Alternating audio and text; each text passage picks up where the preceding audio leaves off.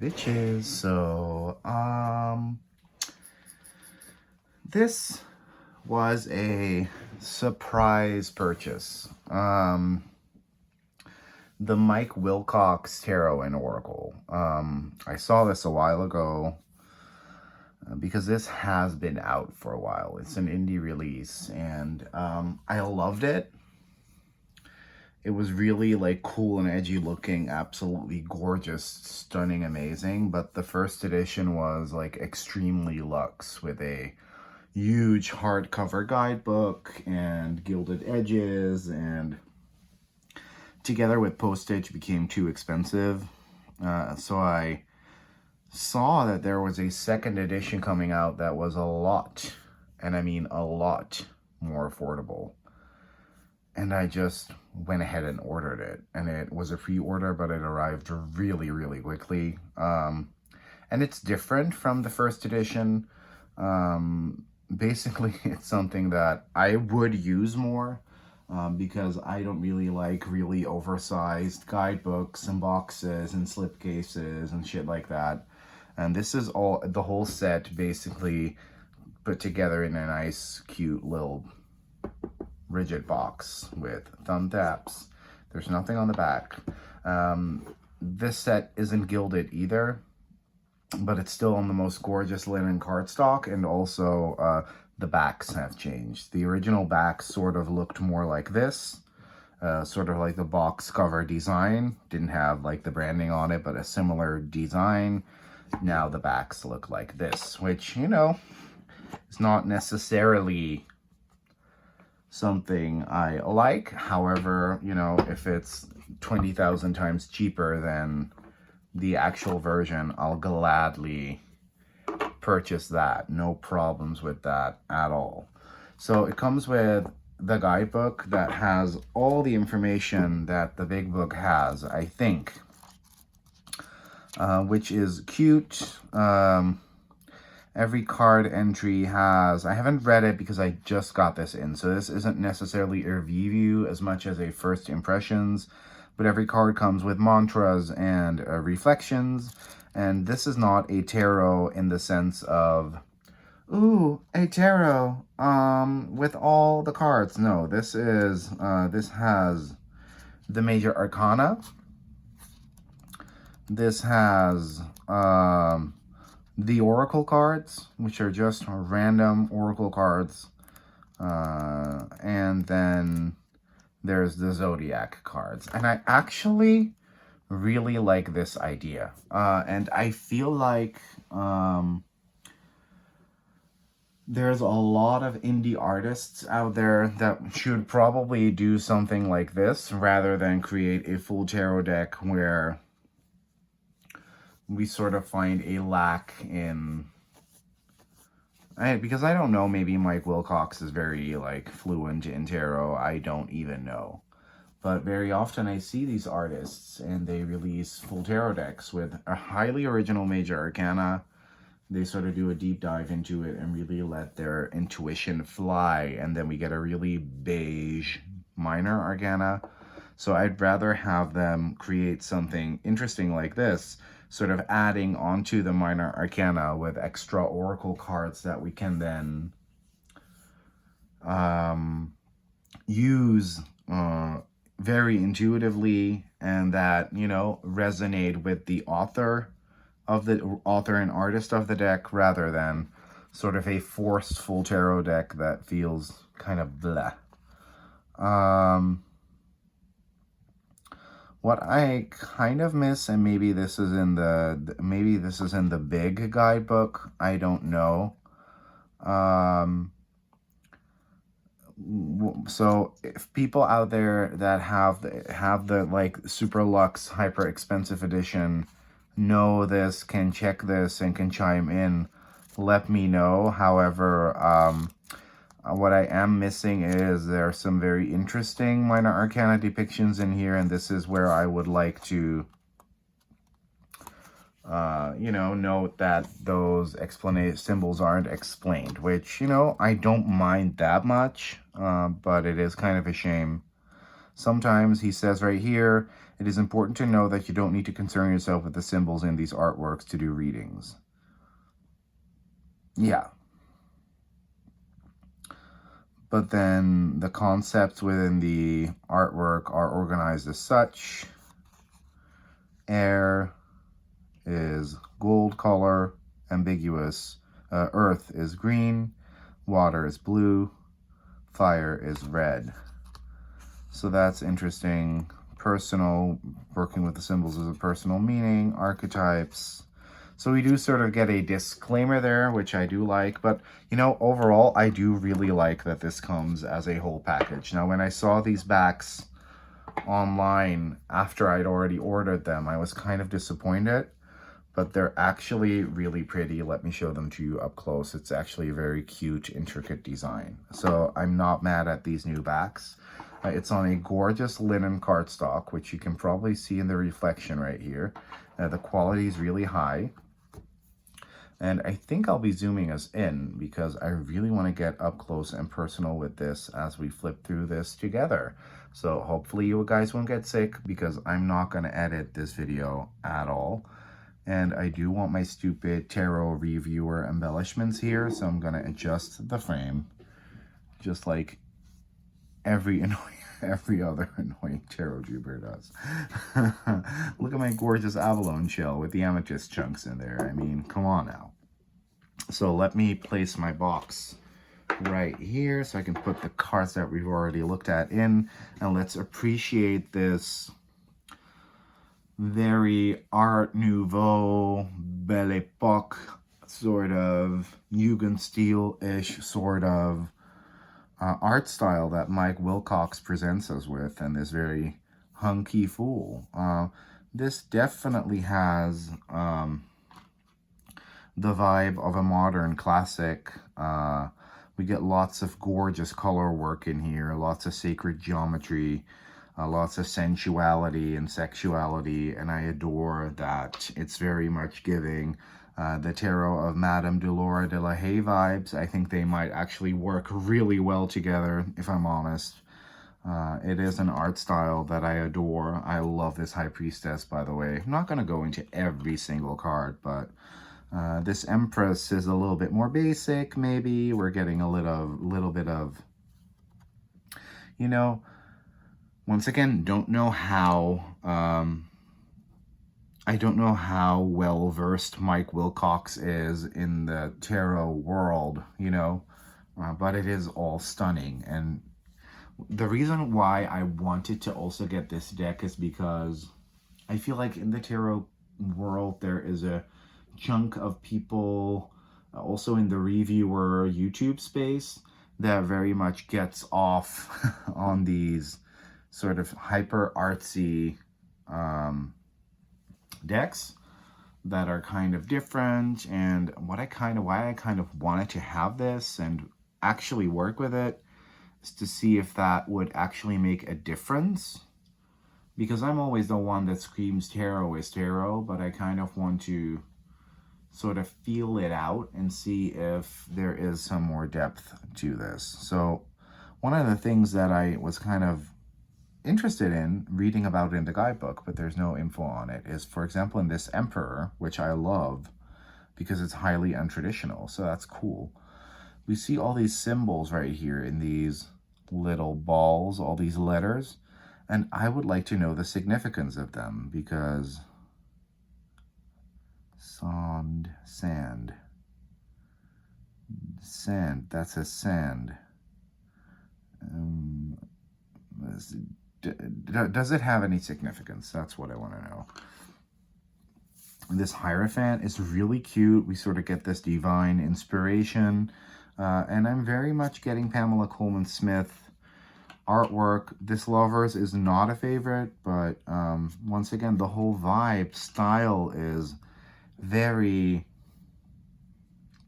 old-fashioned Art Nouveau without it being tacky. For example, the Los Scarabeo Golden Art Nouveau Tarot and the Egyptian Art Nouveau, and also Matt Hughes, I think, I forget his name, who does who did those two Art Nouveau decks with US games. That's an Art Nouveau style that's kind of modernized that I actively dislike, but I do like this really genuine sort of mucha vibe that we're getting. But it's kind of edgy also, and I like it a lot.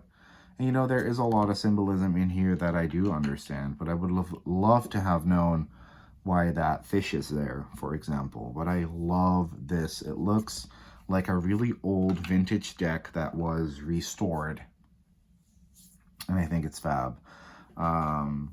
This Wheel of Fortune is gorgeous with the fates.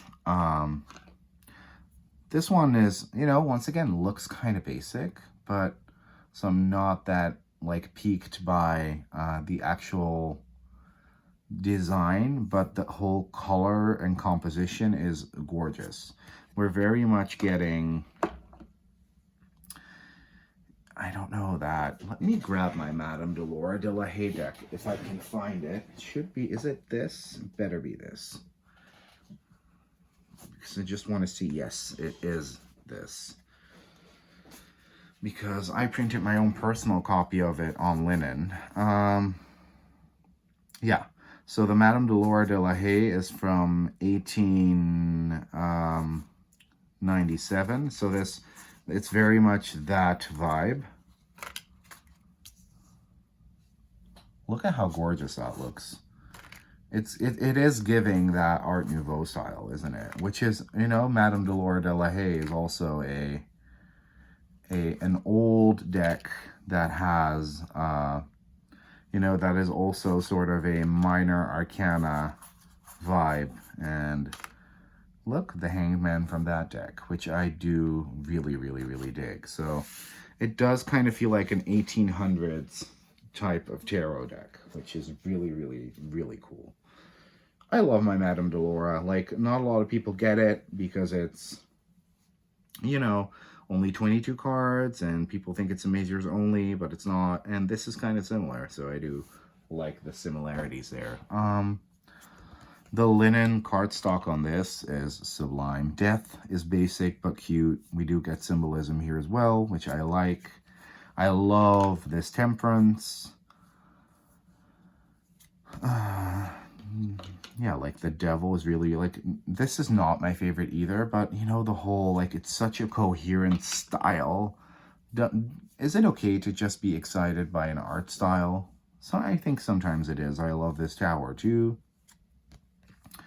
Adore this star. There's lots of symmetry going on in his artworks as well, which I think is really dope. And once again, we're really getting that vibe of a really old deck.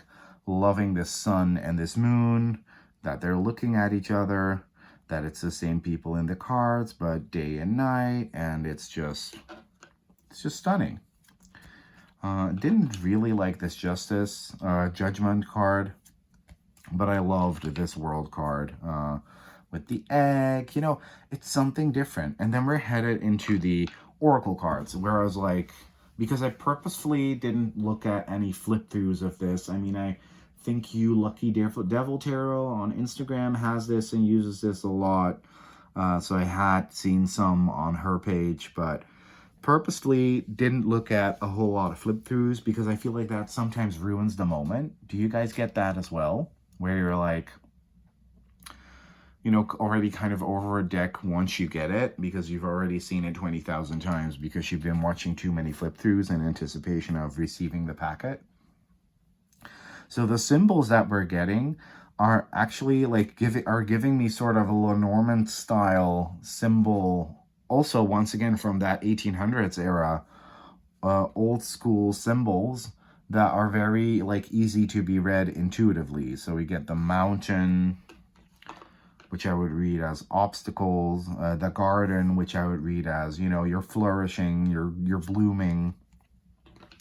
The heart, which I would sort of read as an Ace of Cups moment, maybe.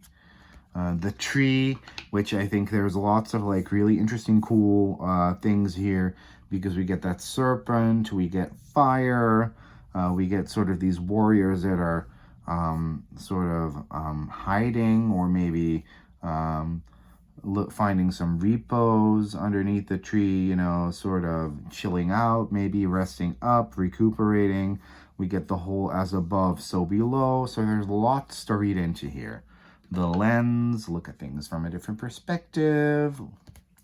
The bell, like this is a very ominous card to me. I also like that we're choosing between very busy composition and then sometimes very minimal composition. You know, the bell tolls, time is up. We are getting the weeping eye symbol in there as well, which I like. So maybe a little bit of mourning there. And then we get this really busy river illustration, which obviously the river, you know, the river is curvy, so it's going to be a long and winding road, and we're going to meet lots of obstacles and friends along the way. So lots to read into here, and I really like that. I didn't expect that from this deck. Then we get another really like composition that's very easy on the eyes with gorgeous colors. Also the printing quality on this, especially considering it's a linen cardstock, is really vibrant and really intense. It's as vibrant in real life as it is on the camera. And that's not always the case with every deck, but it is. It might even be more vibrant in real life. This spider web, which has a gorgeous color gradient in it. The furnace, that was interesting. I found that really cool. You could read this as an Ace of Earth, but you could also read this as, you know, we're seeing this guy who has to shovel coals into the furnace in order for the fire to keep burning. So this could also be, you know, maybe a little bit of a warning card, maybe something a bit more ominous, like, you know, don't get into burnout mode. Make sure you don't burn up all of your energy. The labyrinth, really cool. Maybe you're kind of lost. So all of these symbols really, really, really mean tons to me. So I think that's really dope. I love this. The caverns, that dark hiding space far away from the rest of the world. And once again, we're getting this sort of classical retro card deck look, which I do like. And I do feel like this is a mindful creation. This is not just, you know, some artist doing a tarot for the funsies as a cash grab, which I feel like we have seen a couple of times. But I feel like there is definitely more to this, although I would have liked to have seen some explanations. Maybe that's in the big ass expensive guidebook, because the first edition is still available, but it's so luxe and I just could not justify buying that. And this is fine too. The only downside, it doesn't have those amazing backs, but these backs actually are really growing on me already, and I do like having everything in a tinier box. The 3 doors, so we get sort of this this door looks a little bit more positive. This looks a little bit more sad. This looks a little bit more neutral. Which option are we gonna pick? There's lots. Like, I actually have a reading gig this Sunday, and I'm probably not gonna bring this there, but I might, because that's how usable it is, you know? The cauldron. Ooh, we get something's a brewing, you know, something's a brewing. Ooh, you know what I also love about this? Once again, sort of going back to my Madame Delora de la Haye. The card backs of that deck and this star right here. I love that. I think that's really, really dope. So, you know, what are we brewing in that cauldron? You know, we're always brewing something. And are we brewing something positive or something negative? Then we get the foundation. You know, we get examples of ruins in a castle. Which way is this going to go? As long as the foundation is strong, we get chaos. And I feel like sometimes with decks like these that are more like symbolic, because once again, there's lots of people being edgy. Ooh, magnetism. Love that. We sometimes definitely get misses where the symbols chosen are so personal to the creator that they don't translate. But these really do, at least to me. So I do like that a lot. And then we get the butterfly, which I found gorgeous. And then we're headed into the Zodiac cards, which, you know, could also have not been in here. But then again, I'm kind of glad they are, because they do make the deck a little bit bigger. They do make the deck a little bit more well-rounded. And these are easy to use intuitively if you are vaguely aware of, you know, the main attributes that every Zodiac sign has. And these are really cool. I really like the way they were positioned in the frame, or sometimes even a little bit outside of the frame. I love this Gemini card, and also kind of love that hunky, sexy Greek vibe that we're getting.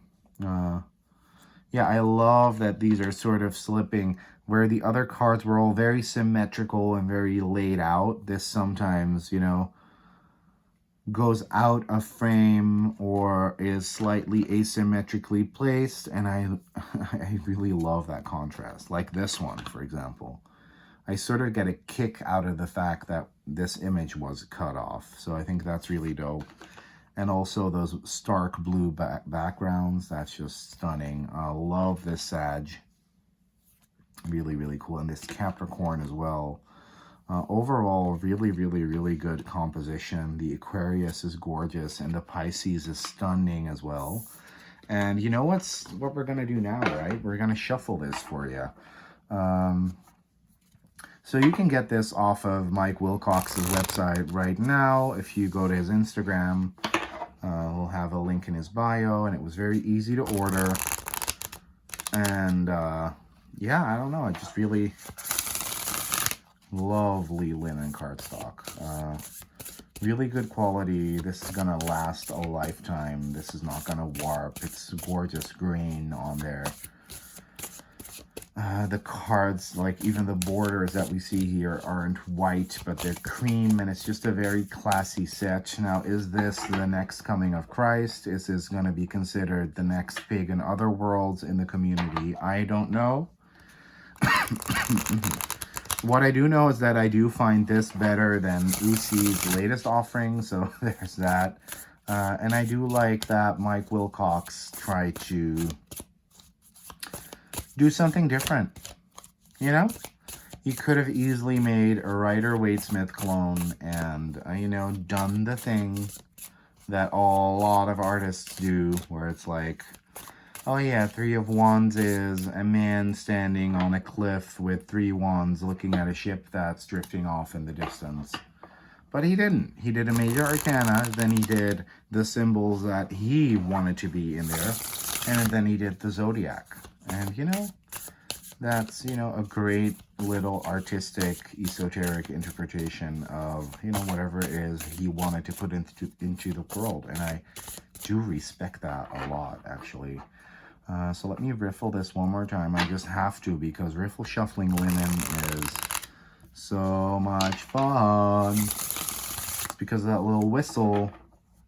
All right, let's pull us a card. Let's see what we get. Ooh, we get the Leo. This is really interesting, because my best friend is a Leo, and she released her first single today, which is really cool, and it's gorgeous. It's called Filter the Noise. And she is Leo energy to the max. So she's bold, she's brazen, she's brave, she's creative, she's very passionate. And I do feel like this is an energy that we as a whole could embody a little bit more in the positive sense of the word. You know, people maybe need to stop looking at others all the freaking time, and maybe need to start focusing on their own empowerment. And that's exactly what I'm going to be doing right now. In lieu of that, this has been the fabulous Mike Willcox Tarot and Oracle. A gorgeous little project that he did. I happen to like this a lot. Maybe I will get back to you on if this is actually like, because this was still not cheap. This was kind of expensive because I'm in Europe. For US peeps, it's probably going to be a heck of a lot more affordable. Maybe I will get back to you if about, you know, my experience with it in, you know, a future upcoming like reflection video. But for now, I have to say I am kind of impressed, and I do really like that I have this. So I'm going to enjoy this. It's Friday right now while I'm filming this. Just got off work, and I wish you all a blessed weekend. And bye, bitches.